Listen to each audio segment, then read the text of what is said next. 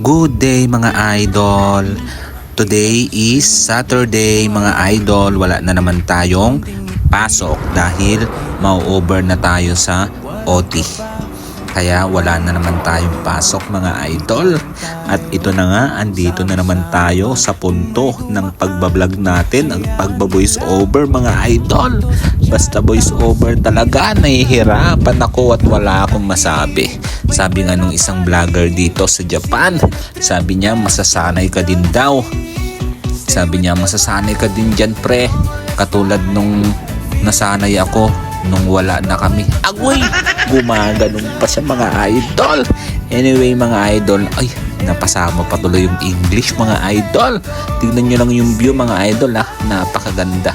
Wala nga kaming pasok ngayon mga idol. Ay ako lang pala ang walang pasok. Yung ibang mga tropa nga may pasok mga idol, kaya solo lang muna natin ang gala mga idol. Pupunta nga pala tayo mga idol sa may tabing dagat. Itatry nga natin mag-fishing, baka sakaling makakuha tayo ng pang-ulam at pang-baon natin mga idol. Malaking bagay din kasi yun mga idol, kapag nakakuha tayo ng pang-baon, makakatipid pa tayo sa gastos. Siya nga pala mga idol, tama nga pala yung narinig nyo kanina. Bawal nga kaming ma-over sa OT. Yes mga idol, dahil alam nyo naman dito sa Japan mga idol, yung batas nila is may limit lang sa OT mga idol. Kaya hanggang 44 lang ang OT namin mga idol. Sayang din sana. Yes, tama kayo nang narinig mga idol. Limit lang ang OT namin dito. Pero depende pa rin, hindi ko rin alam sa mga ibang company o kaya kung ganun din ba sa kanila, kung limit din ba ang OT nila mga idol. O sa mga nag-PPM dyan sa akin mga idol, kung ano yung agency namin dito para makapunta dito sa Japan, sa mismong pinagtatrabahuhan namin, ilalagay ko na lang pala sa comment section yung screenshot ng agency namin mga idol. Kung gusto nyo talagang mapunta dito sa mismong pinagtatrabahuhan namin mga idol, dyan talaga kayo mag-apply. Dahil dyan lahat yung mga nagwo-work dito, dyan lahat galing mga idol. O ano na, mag-apply na kayo dyan ha, kapag nilagay ko na dyan sa comment section natin. Galingan nyo mga idol. Kahit nga galing na kayo dito sa Japan dati mga idol at SSW na kayo, tumatanggap po sila dito mga idol. Siya nga pala mga idol, nagtataka kayo kung bakit ganyan kaliwanag yan mga idol. 4:30 pa lang yan. Dahil nga tag-init na dito, maaga rin ang liwanag niya mga idol. Kaya ganyan na kaliwanag siya mga idol. Malapit na nga pala tayo dito sa pupuntahan nating dagat-dagatan nila mga idol. Ay, wait lang. Nakailang mga idol na ba ako? Pabilang nga dyan sa comment section natin. Baka sakaling may pa-Gcash ako mga idol. Ito na mga idol, malapit na tayo. Tignan nyo naman yung view dyan mga idol. Hindi lang siya gaanong makita dyan sa camera, pero sobrang ganda ng view dyan mga idol. Marami na nga palang sasakyan dito. Marami kasi dyan mga idol, mga nagsasurfing mga idol. May mga nagpipishing, may mga nagsasurfing. Baka may mga naglululo din dyan mga idol. Yan na muna mga idol. Tignan nyo na lang muna yung mga view dyan. Wala na kasi akong masabi. Ano ba yan? Napakaganda pa naman ng view sana dyan mga idol, kung talagang kitang kita lang sa camera eh.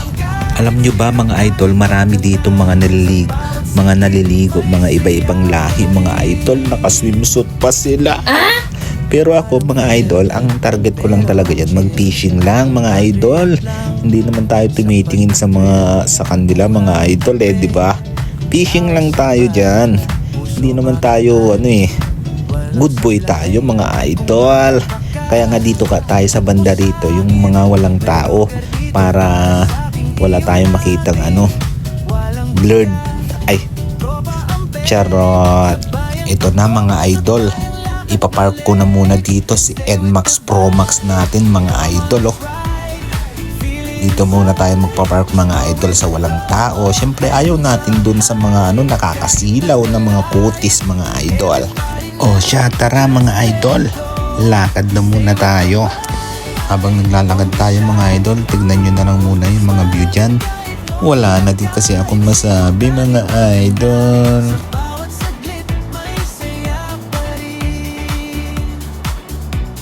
Sige, ikot lang. Parang pag-ikot ng sayaw. Dahan-dahan lang hanggang sa sumabay ang galaw. Kahit pagod ka, sumilong ka rito sa'kin. Hati sa tawa, hati sa bigat ng damdamin. Yeah. Stay with the vibe, come on let's ride. Feel it inside. Uy! Ang ending, umuwi na mga idol, walang huli. Mainit ka din kasi mga idol. Kaya dito na tayo sa aming tinitirahan na apartment mga idol. Yung tropa nga dyan gumagawa pa ng bike. At dito na muna tayo dumiretso mga idol sa paglilinis ng bike. Lilinisan natin, hugasan lang muna natin mga idol dito sa gripo nila. O sige na mga idol, hanggang dito na lang muna. Ilalagay ko na lang yung agency namin dyan sa yellow basket.